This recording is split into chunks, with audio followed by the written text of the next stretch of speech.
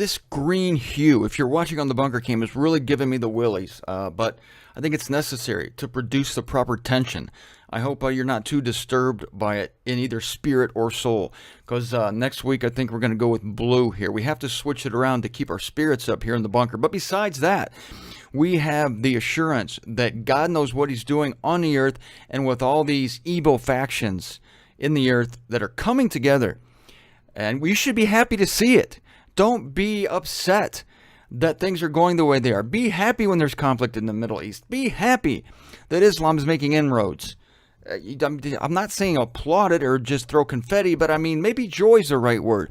Knowing that these things must take place. They were prophesied to take place. They have to happen. Daniel is the one, by the way, who prophesied the rise of Islam. And of course, we're going to go to that passage. I've alluded to it, spoken of it many times. It's critical to the book of Revelation. So have joy when you see these things happening. Jesus said that to his disciples in Matthew 24. When you see these things happening, be at peace. Be at peace, because these things are supposed to happen. Peace and joy, that'd be great. I was so distressed when I watched the video from Monday that we have a Three Stooges poster here to keep our spirits up. Besides Christ, we have Christ. We also have Larry, Curly, and Moe. We need all four. We need Larry, Curly, Moe, and Jesus. But my favorite Stooge, Curly, could not be seen, and so the only way to get him front and center was to turn the poster upside down. It may look like Bunker in Distress, upside down poster. Actually, it's just to show Curly, and this is not too of an unnatural position for him, upside down, because many times Moe would grab Curly by the ankles and bang his head on the floor. So you can not be too surprised to see Curly inverted. Revelation seems like a cluster fabrication of events. It looks like a random hodgepodge of unrelated scenes. And you think it is like a Picasso painting until you look at the structure of the book of Revelation. There is an internal inspired structure. The person I learned structure from was Dr. Bullinger, E.W. Bullinger. And A. Enoch also amplified it. And before every book of the Bible in the Concordant New Testament, there's a structure. What a structure is the writer who's writing these books of the Bible the writers don't realize that they are putting forth a pattern, and that things that are addressed at the beginning of the letter are readdressed at the end of the letter, and it's done in a methodical way that really defies human fabrication. And we have a link today at ZenderOnRevelation.com, where you are right now. We have a link to the structure of the book of Revelation. And I'm going to elaborate for you the main parts of this structure. Now, first of all, we have, I really want you to look at this. You can even look at it as I'm talking. We have an introduction at the beginning and a conclusion at the end. Oh, Martin, everybody does that. Introduction and conclusion. But look what happens next. We have messages to the ecclesias from chapter 1, verse 4 through 3:22. And this is the messages of John to the 7 ecclesias in Asia Minor. And this address of the ecclesias is done again in chapter 22, verse 12, messages to the ecclesias. So this goes back and forth. There's a technical name for this kind of structure. It's called a reversion.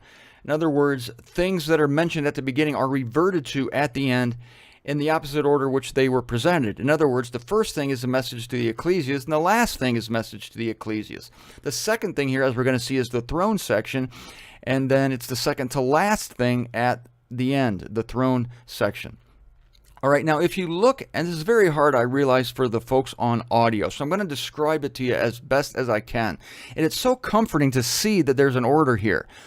It should comfort you, because you're going to realize that God is not Picasso. He's not throwing paint on a canvas. He's not a surrealist.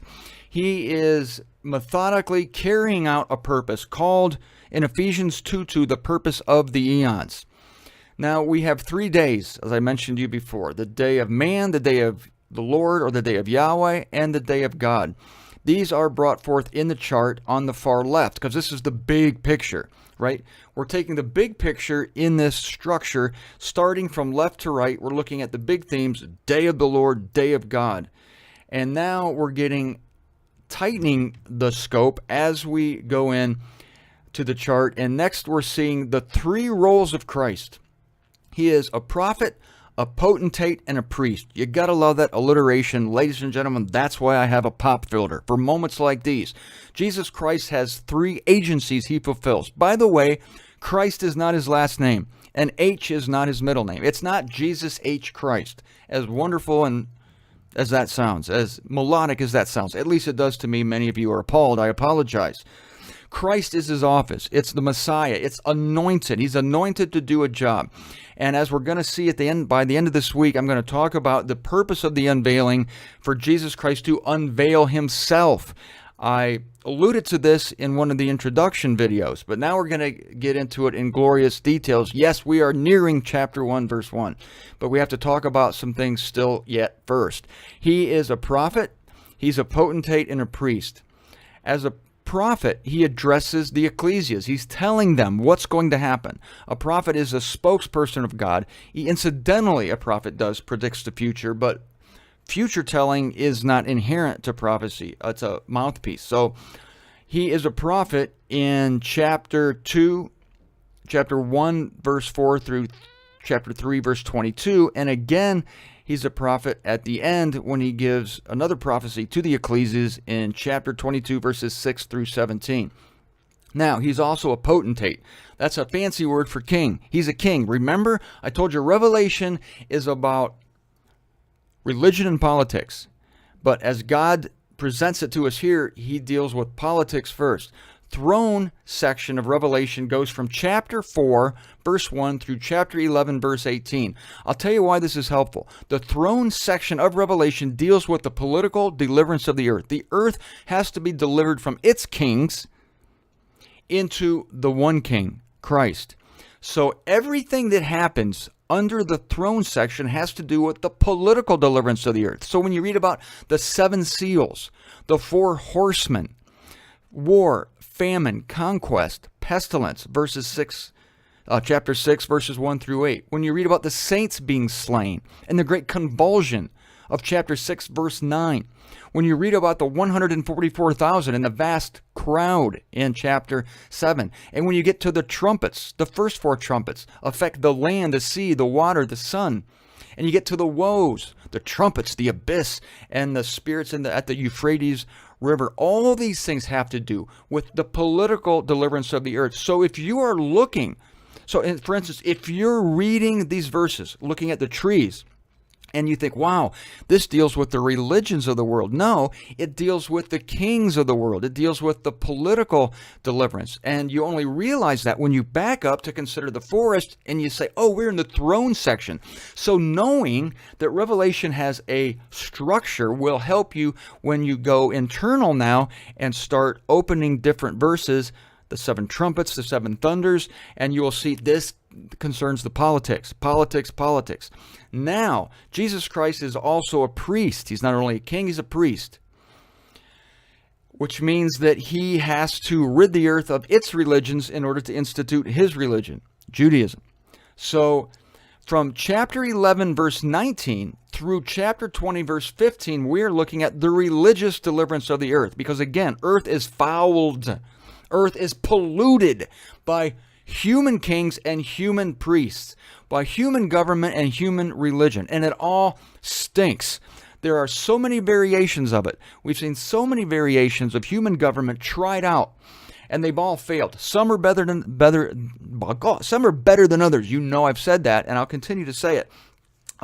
However, all religions suck. But even religions, some are better than others, and you will find that Buddhism and Hinduism are actually better religions than Christianity.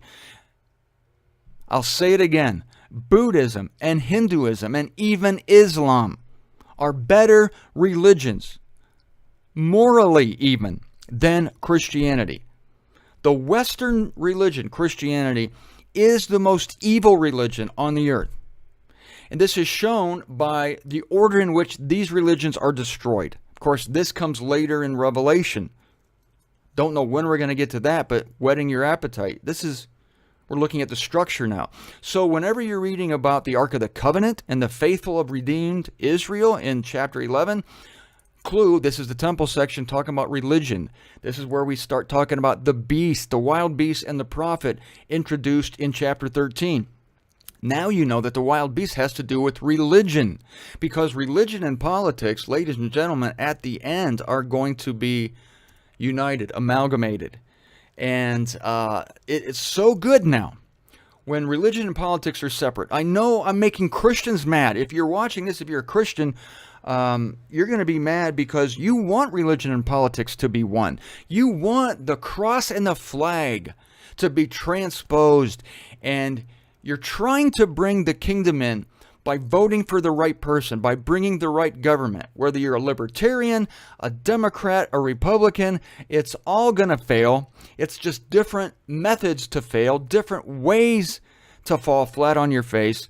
All these governments are going to be wiped out because the kingdom is not coming by reform. It's not coming by your vote. It's coming by the unveiling of Jesus Christ. It's not coming by a gradual process of cleansing, by a gradual process of education. It's coming by a sudden, swift declaration of war by Jesus Christ upon this earth for the purpose of establishing his methods, his government, and his religion, which is much to be preferred to ours.